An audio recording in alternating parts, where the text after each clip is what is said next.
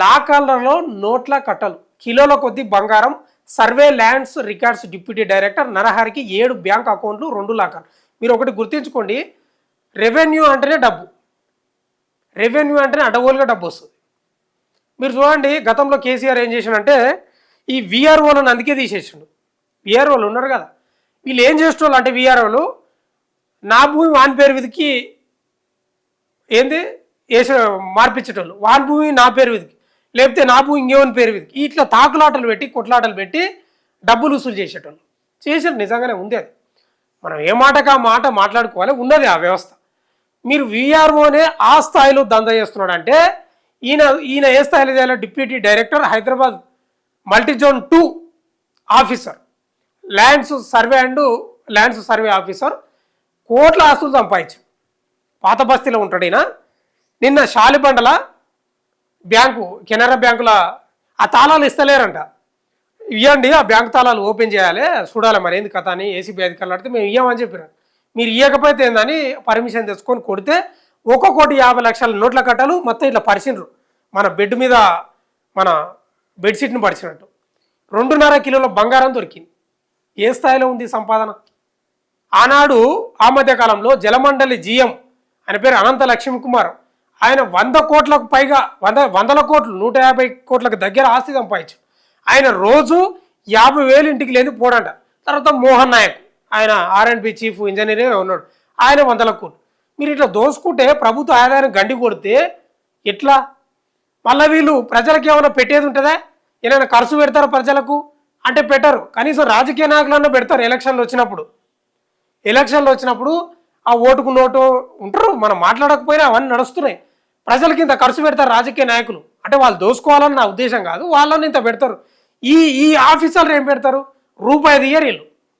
వాళ్ళు దోచుకున్న 100%లో 1% అయిన ప్రజలకు పెడతారా?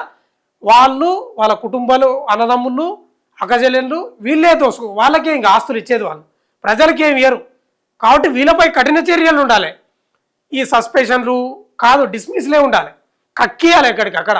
ఆయన జీవితం ఏడం మొదలైందో ఆడికే రావాలి. ఈయన 1987 ఐ థింక్ 87లో కారుణ్య నియామకం కింద తండ్రి చనిపోతే వచ్చిన జాబు, ఏంది ల్యాండ్ ఏదో కొలుస్తారు చూడు, గొలుసులు బట్టి ఆ ఉద్యోగం. ఫస్ట్ 700 జీతం, ఇవాళ 100 కోట్లు, 150 కోట్లు, 200 కోట్ల దగ్గర ఉందంట ఆస్తి. ఒకసారి వార్త మొత్తం చదువును, సర్వే చదివేసినాం. లాకర్లలో 1.5 కోట్ల డబ్బు, 2.5 కిలోల బంగారం, ఇన్కమ్ ట్యాక్స్కు చిక్కకుండా ప్రైవేట్ సొసైటీల్లో 3.5 కోట్ల ఎఫ్డీలు, వాటిపై ఏటా 12% వడ్డీ సేకరణ. వెంచర్లు, విల్లాలు, గేటెడ్ కమ్యూనిటీల ఎన్ఓసికి 10 లక్షలు ఉసీలంట. ఇది చూడ అసలు పాయింట్. వెంచర్లు, విల్లాలు, గేటెడ్ కమ్యూనిటీల ఎన్ఓసీలకు 10 లక్షల ఉసీలంట, 10 లక్షల ఉసులంట. బహిరంగ మార్కెట్లో ఆస్తుల విలువ 200 కోట్ల పైనంట. సర్వే అండ్ ల్యాండ్స్ రికార్డ్స్ శాఖ మల్టీజోన్ 2 డిప్యూటీ డైరెక్టర్ సుంకరి నరహరిరావు అక్రమ ఆస్తుల కేసులో సంచలన విషయాలు వెలుగులోకి వస్తున్నాయి. తవ్విన కొద్ది లెక్క లేనన్ని ఆస్తులు బయటపడుతున్నాయి. దర్యాప్తులో భాగంగా శనివారం పాతపత్తి శాలిబండ కెనరా బ్యాంకులోని 2 లాకర్లు ఓపెన్ చేసిన ఏసీబీ అధికారులు ఒక దాంట్లో నోట్ల కట్టలు, మరో దాంట్లో 2.5 కిలోలకు పైగా బంగారు ఆభరణాలు చూసి అవాక్కయ్యారట. నరహరితో పాటు ఆయన భార్య పేరిట ఉన్న జాయింట్ అకౌంట్ లాకర్లో 1.5 కోట్ల నగదు, భార్య లాకర్లో ఒక్కొక్కటి 100 గ్రాముల బరువున్న 12 బంగారు బిస్కెట్లు సహా మొత్తం 2,600 గ్రాముల బంగారం, వజ్రాభరణాలను సీజ్ చేశారు.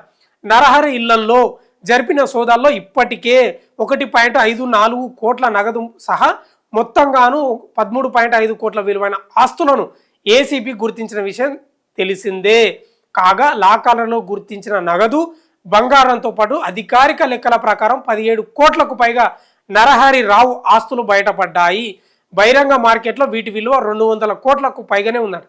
నరహరి, నిన్నేం చేయాలి? నీకు దండం పెట్టాలి, నిజంగా నీకు దండేసి దండం పెట్టాలి. ఏడున్నావు? ఈడున్నాడు. అక్రమ సంపాదన కోసం ఏకంగా 17 బ్యాంక్ అకౌంట్లను నిర్వహించినట్లు ఏసీబీ గుర్తించింది. ఇందులో 10 అకౌంట్లు నరహరి పేరిట, మరో 7 బ్యాంక్ అకౌంట్లు భార్య, కొడుకు, కూతురు. నేను చెప్తున్నా కదా, వీళ్ళు దోసుకున్నది ప్రజలకు ప్రజలకు కట్టారు బ్రదర్, నిజంగా చెప్తున్నాను నేను. ఓ స్కూల్ కట్టిద్దాం, ఓ హాస్పిటల్ మంచిగా చేద్దాం, లేదు ఆయన పుట్టిన గ్రామానికి మంచి చేద్దాం, లేదా ఆయన పుట్టిన మండలానికి అదే ఇప్పుడు మండలానికి ఆ మండలానికి రైతులకు సాయం చేద్దాం, స్కూల్ చేయరు వీళ్ళు ఆఫీసర్లు. చెప్తున్నా చేయరు.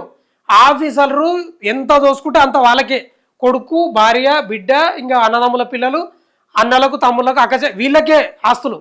ప్రజలకు పెట్టారు 100%. ముక్కు కాదు, గొంతు ఇట్లా పీక విసికి మొత్తం కక్కియాలి. పీక పీక బిస్కి కక్కియాలి కడుపులో ఉన్నదంతా. తమాషా చేస్తున్నారు. వీళ్ళకి లక్షల కొద్ది శాలరీలు మళ్ళా. కానీ మనకు అది ఏందో అంటారు చూడు, సామెత గుర్తొస్తలేదు. మనం ఎంత తిన్నా లాస్ట్కు ప్లేట్ నాకుతారు చూడు జనాలు కొందరు. ఎంత పౌష్టికాహారం ఎంత మంచి ఆహారం తిన్నా లాస్ట్కు వానికి ప్లేట్ నాకంది ఉండబుద్ధి కాదు. అట్లా అయింది కూడా వీళ్ళది కూడా. ఎక్కడవా ఇందులో 10 అకౌంట్లు నరహరి పేరిట, మరో 7 బ్యాంకు అకౌంట్లు భార్య కొడుకు కూతురు పేరిట ఓపెన్ చేసినట్లు వెల్లడైంది. వీటిలో నరహరి జీతం డబ్బు డిపాజిట్ అయ్యే సాలరీ అకౌంట్లో 1.5 కోట్ల బ్యాలెన్స్ ఉండగా ఏసీబీ సీజ్ చేసింది. ఇన్కమ్ ట్యాక్స్ నుంచి తప్పించుకునేందుకు ఒక ప్రైవేట్ సొసైటీలో గతేడాది జూలైలో 2 రోజుల్లోనే 3.5 కోట్లు ఫిక్స్డ్ డిపాజిట్ చేసినట్లు ఏసీబీ దర్యాప్తులో వెలుగు చూసింది. ఎఫ్డీలకు గాను సంవత్సరానికి 12% వడ్డీని తీసుకుంటున్నట్లు ఏసీబీ ఆధారాలు సేకరించింది. ఎన్ఓసికి 10 లక్షలకు పైగా వసూలు. మల్టీ జోన్ 2 పరిధిలో హైదరాబాద్, రంగారెడ్డి, మేడ్చల్, మల్కాజ్గిరి, నల్గొండ జిల్లా సహా గ్రేటర్ పరిధిలోని భూములు వస్తాయి. ఇందులో గేటెడ్ కమ్యూనిటీలు, వెంచర్లు, విల్లాలు, ఇతర నిర్మాణాలకు సంబంధించిన ప్రభుత్వ ప్రైవేటు భూములను నిర్ధారించడంలో డిప్యూటీ డైరెక్టర్గా నరహరి జారీ చేసే ఎన్ఓసి తప్పనిసరి. వీటితో పాటు భూములకు బౌండరీల నిర్ధారణ, ప్రాజెక్టులకు భూసేకరణ సహా పరిశ్రమలకు భూ కేటాయింపుల విషయంలో అనుమతుల కోసం పెద్ద మొత్తంలో వసూలు చేసినట్లు ఏసీబీకి ఫిర్యాదులు అందినట్లు తెలిసింది. సర్వే అండ్ ల్యాండ్స్ రికార్డ్స్కు సంబంధించి ఎలాంటి పనులకైనా సరే 10 లక్షలకు తగ్గకుండా, ఆయననేమో 50,000కు తగ్గకుండా ఇంటికోలేదు. అనంతలక్ష్మి కుమార్ ఈయన 10 లక్షలకు తగ్గకుండా లంచం వసూలు చేసేవాడని ఏసీపీ అధికారుల దర్యాప్తులో వెల్లడైనట్లు తెలిసింది. నగదు రూపంలోనే లంచం తీసుకునేవాడని, ఇతర రూపాల్లో నిరాకరించేవాడని సమాచారం. నేను దయచేసి చెప్తున్న ప్రభుత్వానికి, ఏసీపీ అధికారులకు, ముఖ్యంగా ప్రభుత్వానికి, దయచేసి మీరని క్షమించకండి. ఇంకోటి ఏంటంటే వీళ్ళ డబ్బు వీళ్ళంతా స్వాధీనం చేసుకుంటారు. వీళ్ళపై నేరారోపణ ఎప్పుడు జరుగుతో అర్థం కాదు, వీళ్ళకి శిక్ష ఎప్పుడు పడుతో అర్థం కాదు. సస్పెన్షన్ గురవుతారు. వీళ్ళకి శిక్ష అనుభవించాలి కదా అంటున్నా. జైల్లో చిప్పకూడు తినాలి కదా. ఇప్పుడు జైల్లోనే ఉన్నారు అనంతలక్ష్మి కుమార్, ఈయన పేరేంది నరహరి, చెంచల్ కూడా జైల్లో. నేరం నిరూపితమై వీళ్ళకి శిక్ష పడాలి అంటున్నా. 5 ఏళ్ళు 10 ఏళ్ళు 15 ఏళ్ళు పడాలి. మరి సరే దానికి సంబంధించిన ఆ చట్టం ఎట్లా ఉందో, ఈ యొక్క దోపిడీ చేసిన చట్టం ఎట్లుందో, దానికి దోపిడీ చేస్తే ఎట్లుందో తెలియదు నాకు. కానీ పడాలి కదా, శిక్ష పడాలి. ఎన్ని పడావో తెలియదు, అది లెక్కలేదు, పత్రం లేదు. అవి వస్తారు మళ్ళా జైన్ అవుతారు జాబ్లో. కాబట్టి శిక్షలు గట్టిగా ఉండండి. ఆ డబ్బునంతా రికవర్ చేయండి. వాళ్ళు ప్రజలకు ఎట్టేది కాదు, ప్రజలకు పెట్టరు కూడా, అవకాశం రాదు. డబ్బులు స్వాధీనం చేసుకోవడమే కాకుండా శిక్ష పడేటట్లు చేయండి, చట్టాలు అట్లా మార్పులు చేయండి. లేకపోతే అది కానీ 10 లక్షలు వసూలు చేస్తున్నా అంటే చదివినా కదా వార్తంతా. నేను ఈ అవినీతి అధికారులది చదివేటప్పుడు ప్రతిసారి నేను వీడియోలో మాట్లాడి ఒక మాట చెప్తా, మీరు నమ్ముతారో లేదో కానీ హైదరాబాద్ నగరంలో ఇలాంటి అధికారులు 1000 మంది ఉండరని నేను చెప్పాను, కానీ 100 మంది అయితే ఉన్నారు. 100 మంది అయితే ఉన్నారు. తెలంగాణ అప్పుల పాలుంది. నేను చెప్తున్నా కదా, 25% అప్పులు తీర్చవచ్చు వీళ్ళ దగ్గర ఉన్న డబ్బుతోటి. 25% అంత డబ్బు దోచుకుంటారు తెలుసా, ఎక్కడికక్కడ. ఏంది ఆ జలగలు కూడా సిగ్గుపడతాయి, జలగలు కూడా కొంతవరకు రక్తాన్ని పీల్చి వదిలేస్తాయి. ఇంకా చాలు కడుపు నిండింది. వీళ్ళు అట్లా కాదు. నీవు ఇంక నేను అదే అంటున్నా, జలగలు కూడా సిగ్గుపడేది. అందుకే అంటున్నా 25% తెలంగాణ అప్పులు తీర్చవచ్చు. అంత దోపిడీ చేస్తున్న హైదరాబాద్ నగరంలో, హైదరాబాద్లో, ఉమ్మడి రంగారెడ్డి, ఈ రెండు జిల్లాల్లో అంత స్థాయిలో జరుగుతుంది. ఇంకా రాష్ట్ర వ్యాప్తంగా ఎంత ఉందో మీరు అర్థం చేసుకోండి. రాష్ట్ర వ్యాప్తంగా ఆ దోపిడీ మొత్తం వెలికి తీస్తే 50%, 100% చెప్తున్నా, రాసి పెట్టుకోండి, 50% తెలంగాణ అప్పులు తీర్చవచ్చు. ప్రభుత్వాల అండదండలేంది వీళ్ళు ఏం చేయరు సుమా.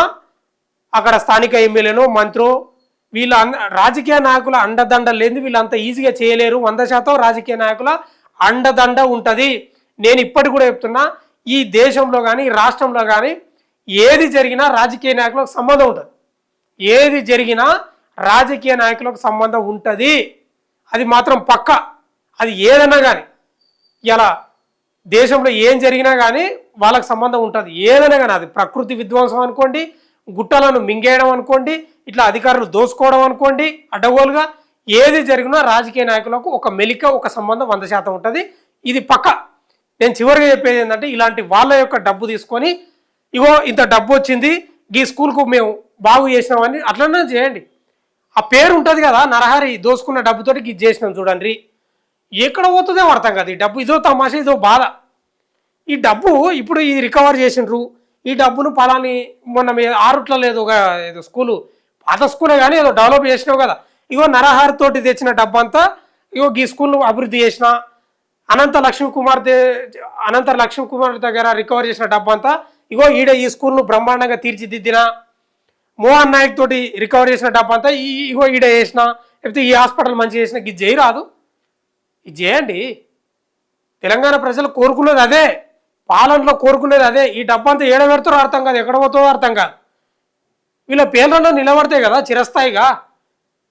అరే ఈ స్కూల్ ఎక్కడి నుంచి మంచిగా అయిందంటే పలానా నరహరి దోచుకున్న డబ్బుతోటి కట్టిండ్రు, ఈ స్కూల్ ఎట్లయిందంటే పలానా అనంత లక్ష్మీ కుమార్ దోచుకున్న డబ్బుతోటి కట్టిండ్రు అని ఒక పేరు ఉంటుంది కదా, వాళ్ళకు కూడా ఒక పేరు ఉంటుంది కదా.